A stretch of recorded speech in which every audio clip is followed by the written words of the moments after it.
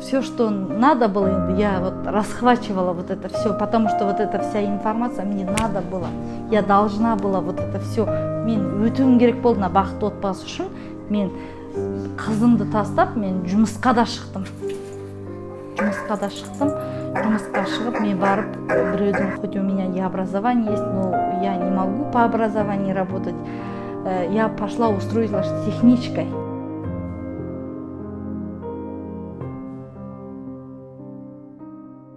Направление алдым.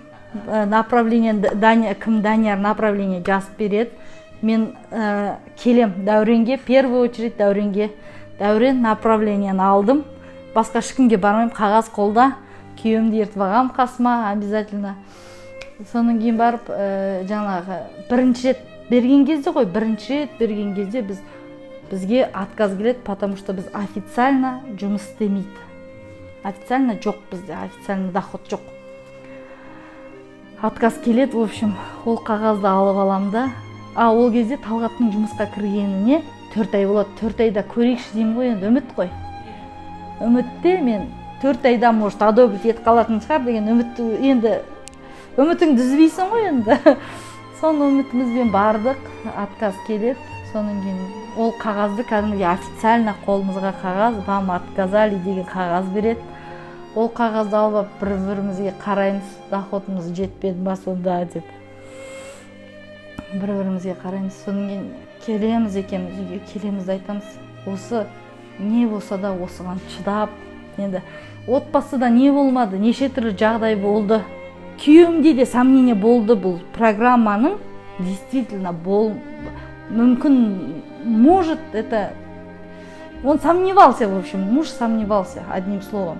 Маған любой тренинг, любая информация, это для меня нужно было. И мен сол үшін, я старалась вот это.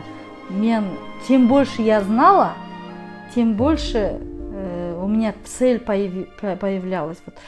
Болды, мен білемін қалай екенін, мен өстіп чыдаймын, біз чыдаймыз, біз жетеміз осы күнге.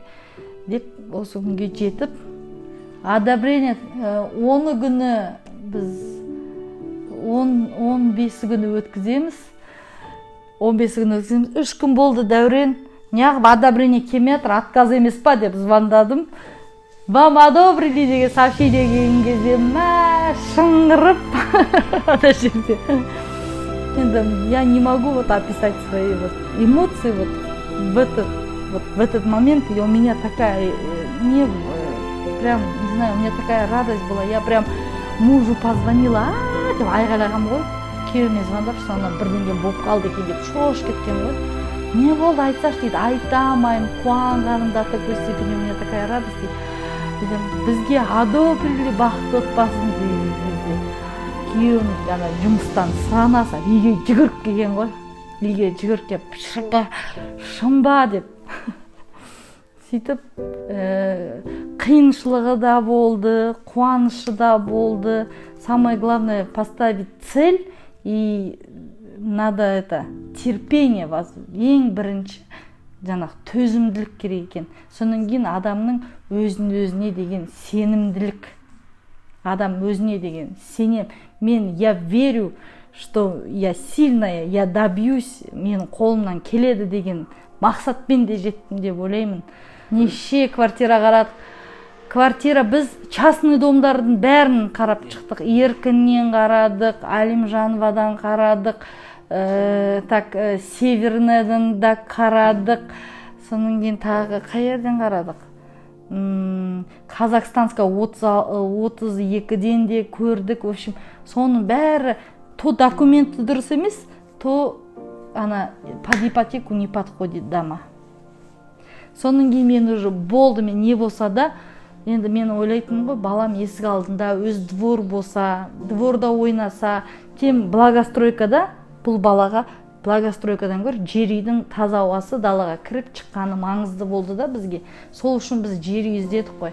Болды, мен болды, жер үй табылмайтын шығар, ипотекаға өтпейтін шығар, не болса да благостройка алайын енді деп благостройкалардың бәрін іздедім. Но мен барам, ол жақтың әлгі адам кірген кезде бір это моё дейтін болады ғой. маған өзіме мен кіріп барған кезде бір өзіме жағатын ана үйге кірген кезде бір өзім енді прям сондай емес, но бір әлгі өзім капризный емес, но бір нем бар әйтеуір, ой деп қалатын аяқ асты, ұнамайды маған депші. Содан кейін Талғат жұмысында, күйеуімнің жұмысында еще тағы бір жігіт алды ғой. Тағы бір жігіт алды да, біз үй іздеп таппай жүрген кезде айтты, короче, Талғат сен үй іздеп жүрсің ба? Сол сырттан да бір үй тұр, барып сөйлес. Хозяиндары жоқ, квартиранттар тұрады екен, хозяиндармен барып сөйлесіп көр деп. Телефон осында Талғат великпен жұмыстан охранадан шығады да, кешкі жақын осы жаққа келеді да, көреді да, содан кейін осы үйді ұнатады Талғат. Содан кейін келеді, бүйтеді, соны жүр, ана үйді барып көріп келейік дейді маған. Мен келем да сыртына қарап, ойбай, соны мынау не депші, қойшы, алмаймыз бұл үйді деймін. Қойшы, алмаймыз деймін, кетіп қаламыз. Содан кейін Талғатқа бүйтем, Талғат, ана үйге тағы барып келейікші деймші. Может, мен бірінші рет көрген кезде ұнатпай қалған шығар, может, мне понравится деп. Бірақ мына үйге кірген кезде үй қап-қараңғы болатын Аиша. Стены прям зеленый какие-то, оранжевый, бір түрлі болды енді бір. Содан кейін бітем ғой, Талғат, мынаның бәрін біз жасай аламыз ба деймін ғой. Үйіміз болса болды, төбеміз нетсе болды, жасап аламыз дейді.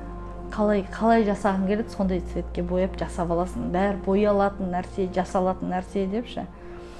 Сонымен жарайды деп бір рет келіп кет қалам, екі рет келіп кет қалам, үш рет келем, төртінші рет жарайды деп көнемін осы үйді алуға.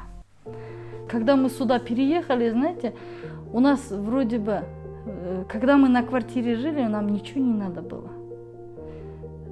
Куда-то сходил, домой пришел, телевизорыңды көрдің, жаттың, ұйықтадың. Утром встал, опять куда-то ушел, да? А здесь сейчас это свое, бір тал затты бір жерге қойып, или бірдеңкені катать етіп, соны күйеуім айтады ғой, бұрында квартирада жүріп, әбден жалқау болып кетіп, говорит, мынаның нелерін нету керек деп, даладың жұмысын, например, жасап жатыр. Далалардың жұмыстарын жасап, өзің үйің болғаннан кейін, каждый бір тал чеге болса да керек екен деп, ал квартирада тұрып жүргенде чеге көрсең теуіп кетесің дейді, ал қазір чеге көрсең, соны подбирать ет, мынау бір жерінде керек болып қалатын шығар деп алып келесің дейді. Содан кейін Айкөркемнің өзі, біздің үйіміз күшті, біздің үйіміз, біз енді басқа квартираға көшпейікші деп, енді анау еще не понимаешь, что это вот все наше дегенге ше, біз басқа үйге көшпейміз болды, осы үй біздікі. Біздің үйіміз күшті, родственниктарға нетеді, біздің үйіміз күшті, біздің үй өзіміздің комнатасы. Біз екі бөлмелі, осындай времянка болды, бірақ ортасынан бөлінген времянка болды. И кухня там была, и спальня там была, и вот это мы жили, да. Ал қазір екеуінде, біз квартираның ішінде керек жоқ болды. Енді первую очередь мен екі балама төсек алып берем дейді. У меня болады. Мен көшіп барғанда екеуінің детский болады, екеуіне екі төсек алып берем дейді. Біз как переехали, первую очередь екеуіне екі төсек алып бердік. Чтобы у них это было свое. Біз қазір бар ғой, мен қазір ойласам, на программаның бар ғой, несі, она доступная. И сол квартираға берген ақшаны мен жаңағы өзімнің үйіме төлесем, это ол білінбейді ол. Мен, например, мен квартирада тұрып ақшаны как попало нетсем, қазір мен, например, сол үйге деген каждый тиынды, например, сол үйге, осы үйімізді біз Құдай бұйыртса төлеп боламыз. Біз ана жерге лапас саламыз, ана жерде сарай болады, ана жер бірдеңке болады, біз мынадай крышасы болады, соны бәрін біз, например, өзіңдікі болғаннан кейін біз бәрін енді біз көшіп келе салысымен бәрі қазір шашылып нетіп тұрып, енді көшпегенімізге бір ай болды, но постепенно, думаю, бәрі болады. Этот район, во-первых, новый район же он новый район, во-первых, и вот рядом 25-я школа, она учится на дому, обучение на дому. А уже дочка во 2 класс пойдем. 25-ю школу. А так мы уже в 10-й школе учились постоянно. Сол самый главный, осы жаңағы бағдарламаға сенбей жүрген адамдарға айтатыным, мен бұл бағдарлама әркімнің өзінің қойған мақсатына байланысты, бір Алланың қолдауымен, сол бір Аллаға сеніп, осы программаға сеніп, осы қандай көп балалылар болсын, жаңағы енемеді, жаңа мать-одиночкалар болсын, жаңағы мүгедек балалар бар болсын, солардың бәрінің қолынан келеді. Просто бұл программаға цель қою керек. Цель қою керек и доход болу керек. Әркім үй алам деген адам өзінің доход та, үй алам деген желанияның өзі, доход та болады, бәрі өзі болады.